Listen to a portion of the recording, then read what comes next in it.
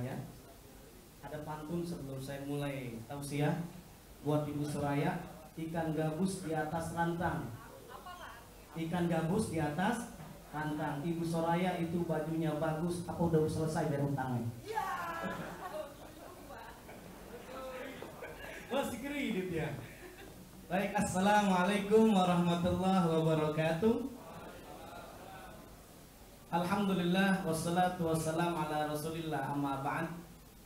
Yang sama-sama kita hormati seluruh direksi, seluruh manajemen Mitsubishi Pusok dan para kawan-kawan, para media yang dimuliakan oleh Allah Subhanahu wa taala. Sebelum kita berbuka sama, maka ada pesan yang sangat menarik tentang puasa. Kalau umat Islam berpuasa, diajarkan kita diantaranya adalah jujur. Karena kenapa? Walaupun tetangga kita tidak tahu, walaupun orang tua kita tidak tahu, walaupun istri kita tidak tahu, tapi luar biasa menjaga kejujuran tetap berpuasa. Termasuk saat bekerja, walaupun atasan kita tidak tahu, maka jujur itu sangat penting sekali untuk keberhasilan diri kita sendiri maupun orang lain. Jangan seperti tukang bensin, Pak. Ada tukang bensin tidak jujur. Dia tulisannya itu dijual bensin murni. Di sini ada nggak yang namanya murni? Nah, dijual bensin murni, ternyata komplain konsumen. Pak, katanya dijual bensin murni. Kenapa ini dijual? Dioplos. Begini, Pak. Saya jujur kok, karena istri saya namanya Murni. Jadi bukan karena bensinnya, tapi nama istrinya Murni. Ada juga pelajaran tentang jujur. Kalau kita jujur bukan untuk orang lain, buat diri kita sendiri. Saya melalui kisah sajalah biar gampang. Ada kisah tukang penebang kayu. Karena dia jujur, dia tidak mau mengambil hak orang lain. Dia senantiasa menggunakan kapaknya, walaupun tidak punya uang, kapaknya yang jelek dipakai untuk menebang kayu. Ketika menebang kayu, karena kapaknya sudah tua, sudah usang, rupanya kapaknya ketika ditebang, itu kayu rupanya kapaknya tercebur ke danau, tercebur ke sumur, kecebur ke sungai lah gampangnya. Ketika kapak itu tercebur, kemudian yang tukang kapak itu dia nggak tahu. Karena dia nggak tahu bagaimana, dia nggak bisa berenang. Dia minta tolong, ambilkan kapak saya yang tercebur ke sungai, tolong, saya nggak bisa berenang. Tidak ada satupun yang menolongnya, kecuali siapa yang menolong? Keluar jin. Pas keluar jin ditanya, "Hai, tukang penebang kayu, kamu ini teriak-teriak kenapa? Tolong, kapak saya tercebur." Akhirnya diambillah kapak dia kan yang jelek, diambil kapak yang bagus, yang ada di atasnya itu lapisan perunggu, dikasih kepada tukang kapak yang namanya penebang kayu. "Ini apakah kapakmu?" "Bukan, itu bukan kapak saya. Itu kapak itu bagus sekali, bukan kapak saya yang jelek, yang usang." Akhirnya yang terjadi apa? Jin mencari lagi ke bawah, bukan mengambil kapak yang jelek, tetapi dia ambil kapak yang terbagus, yang dilapisi emas. "Apakah ini kapak Anda?" "Bukan, itu bukan kapak saya yang jelek." Akhirnya diambillah kapak yang jelek itu. "Apakah ini benar kapakmu?" Akhirnya penebang kayu menyatakan, "Iya betul, itu kapak saya karena buah dari keberhasilan." Jujurnya tukang kapak kayu itu, tukang kapak tadi, yang kapak yang menebang kayu, akhirnya kata jin, "Karena kamu jujur, saya kasih bonus. Kamu bilang tadi yang perunggu bukan punyamu, yang emas bukan punyamu, ini saya kasih. Yang punya kamu kapak satu saya kasih, yang emas juga saya kasih, yang perunggu juga saya kasih." Akhirnya itu penebang kayu gembira, dia lompat-lompatan pulang ke rumahnya, kasih tahu, "Ma, ayah dapat bonus kapak. Awalnya kapaknya hilang satu, ini kapak menjadi 3. Akhirnya Pas keesokan harinya istrinya mau tanya, ngikut di mana emang tempatnya terceburnya. Akhirnya diunjukin sama suaminya, nih tempat kapak ayah tercebur, karena dilihat terlalu dekat dengan sumur, terlalu dekat dengan sungai, akhirnya istrinya tercebur juga. Ketika istrinya tercebur, dia minta tolong juga itu, tolong istri saya tercebur, tolong istri saya tercebur. Akhirnya yang diambil bukan istrinya, istri yang pertama yang diambil Syahrini. Kata ini, apakah ini istri Anda? Iya betul itu istri saya. Pas ditanya komplain tuh jin, penebang kayu, Anda tidak jujur. Kalau kapak kemarin Anda jujur, kenapa ini Anda tidak jujur? Begini jin, jangankan punya istri dua, punya istri satu aja pusing. Nanti kalau jin ambil yang Syahrini, nanti yang dikeluarin yang kedua Asanti, yang ketiganya baris, tiga-tiganya. Yang sangat penting di dalam Al-Quran jelaskan kalau kita jujur bukan untuk orang lain, tetapi buat diri kita sendiri. Kita bisa belajar. Nabi Muhammad jujur luar biasa. Ketika berbisnis Rasul jujur. Makanya Rasul karena jujur disebut dikenal dengan Al-Amin. Dulu Rasulullah Al-Amin terpercaya. Sekarang Al-Amin masih di penjara ya. Masih nggak?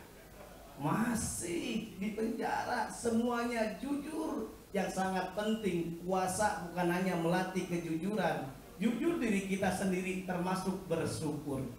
Ada kisah orang yang berpuasa, insya Allah minimal dia bersyukur kepada yang maha kuasa atas nikmat yang telah dia berikan. Kata ustadz-ustadz, orang yang bersyukur, orang yang bersabar dijamin masuk surga. Akhirnya suami istri mau berangkat kondangan, mau berangkat ke resepsi. Istrinya lagi dandan, lagi pakai make up. Ketika istrinya sedang bermake up, suaminya cerita, alhamdulillah saya bersyukur punya istri cantik seperti mama. Kata istrinya bilang, tenang ya, orang yang bersyukur, orang yang bersabar masuk surga. Maksudnya gimana nih mah? Iya, kalau ayah bersyukur punya istri cantik seperti saya bersabar punya laki jelek banget kayak ayah. Simbolnya bukan seperti ini yang diharapkan. Dalam Al-Quran dinyatakan kita tujuan puasa bukan hanya untuk bertakwa tapi bersyukur. Walitukmilul iddata walitukabbirullaha ala ma hadakum wala'allakum tashkurun, supaya kita bersyukur. Ibu-ibu punya suami ganteng, alhamdulillah. Bapak-bapak punya istri cantik, alhamdulillah. Sholat, rajin sholat, alhamdulillah. Keturunan ningrat, alhamdulillah. Sayang sama bapak, alhamdulillah. Saya pesan kepada bapak, kalau punya istri cantik, dia taat agama, dia patuh sama bapak, kalau belum meninggal jangan dikuburin ya. Memang kenapa? Belum meninggal. Bapak-bapak, ibu-ibu yang dimuliakan oleh Allah Subhanahu wa ta'ala, orang yang jujur yang perlu kita lihat bukan untuk orang lain tetapi untuk diri kita sendiri. Bukan hanya tadi kita belajar jujur, syukur, tetapi kita belajar ingat, saat kita berpuasa harapannya menuju kepada suci. Idul Fitri kembali kepada suci. Kembali kepada suci simbolnya adalah seperti bayi. Bu, bapak, pak, mana suaranya ya? Pak, pernah ngelihat bayi nggak? Bayi, coba kita lihat bayi yang baru lahir, luar biasa.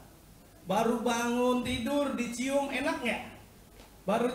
Baru bangun dicium enak, siang enak, malam enak, lagi pipis enak. Kalau nenek-nenek itu kurang enak jadinya. Idul Fitri kembali kepada suci karena kenapa? Umat Islam sudah berpuasa, melatih syukur, melatih jujur. Apalagi ini coba kita lihat menjelang mau Idul Fitri luar biasa. Masjid-masjid penuh-penuh ya. Mal-mal kosong, apa terbalik? Biasanya gimana nih menjelang akhir? Masjid-masjid penuh apa kosong? Kosong, masjid kosong. Mall penuh, padahal harapannya kita memperoleh malam Lailatul Qadar. Orang yang mendapatkan malam Lailatul Qadar itu dia sering ke masjid, sholat berjamaah. Kalau kita seringnya ke mall, bukan Lailatul Qadar yang dapatkan, Lailatul Qadar. Lailatul Qadar gimana? Dia jadi salah. Idul Fitri diingatkan ada tradisi di Indonesia mudik. Mudik artinya apa? Kembali. Idul Fitri kembali. Kita mudik harapannya nanti apa? Seperti ikan salmon. Ikan salmon itu pasti ada tradisi mudik juga. Ikan salmon dia terbang dulu walaupun nyawa menjadi taruhannya. Dia lompat berkali-kali, berpuluh-puluh kali, gak ada masalah. Yang penting dia bisa mudik. Ini juga sama.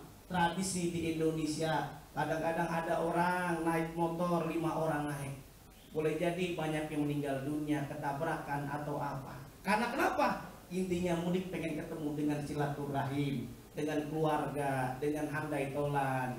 Termasuk juga bapak-bapak, ibu-ibu, jangan lupa setelah Ramadan semangat semestinya harus kita berprestasi. Apa sebabnya?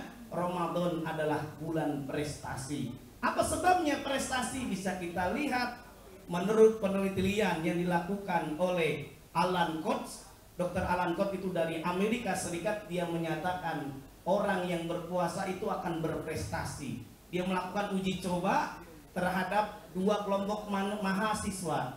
Mahasiswa yang pertama tidak puasa, mahasiswa yang B itu puasa. Hasilnya kenapa? Ketika dilakukan ujian, kasih soal, ternyata yang nilainya baik adalah bukan mereka yang tidak berpuasa, tapi mereka yang berpuasa. Yang tidak berpuasa nilainya berapa? Nilainya di bawah 7. Tapi yang berpuasa nilainya di atas 7, 8, 9. Indonesia pun coba kita lihat merdeka berprestasi di bulan Ramadan. Tanggal berapa kita merdeka, bapak-bapak, ibu-ibu? 17 Agustus. Itu bertepatan dengan bulan Ramadan, 17 Ramadan. Ada yang menyatakan tanggal 9 Ramadan. Kita harus bersyukur bangsa Indonesia merdeka tanggal 17 Agustus. Sehingga bendera kita merah putih. Betul betul tidak? Coba kalau seandainya kita merdeka 14 Februari jadi merah jambu, pink. Kita bersyukur presiden kita Soekarno, sehingga republik kita, Republik Indonesia. Kalau Ahmad Dhani jadi Republik Cinta. Betul atau tidak? Kita harus bersyukur yang luar biasa. Nikmat yang luar biasa adalah semakin kita diberikan nikmat oleh Allah, bisa berpuasa. Sampai-sampai ini Mitsubishi Fuso kita doakan biar supaya keuntungannya semakin meningkat. Mitsubishi Fuso ini ada nih Pak, apa bahasa Arabnya naik mobil. Mitsubishi Fuso Kunaiki. Kalau biasanya naik ojek apa? Suzuki Kunaiki ya. Kalau naik mobil bahasa Arabnya Mitsubishi Fuso Kunaiki. Kalau bahasa Jepangnya apa ya? Bahasa Jepang nggak punya wakan Sakukura.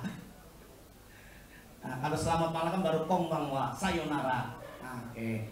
Baik, bapak-bapak, ibu-ibu semuanya. Karena waktunya sudah habis ya, waktunya sudah menjelang kita berbuka puasa. Akhir kata dari saya, ikan sepat, ikan gabus, ikan lele direndam di air tawar dan ada daun katuknya. Ceramahnya lebih baik, lebih bagus, lebih cepat. Jangan bertele-tele karena jamaah udah pada lapar dan ngantuk. Baik, terima kasih buat tomat buah cempedak tamat dah. Wassalamualaikum warahmatullahi wabarakatuh. Waalaikumsalam.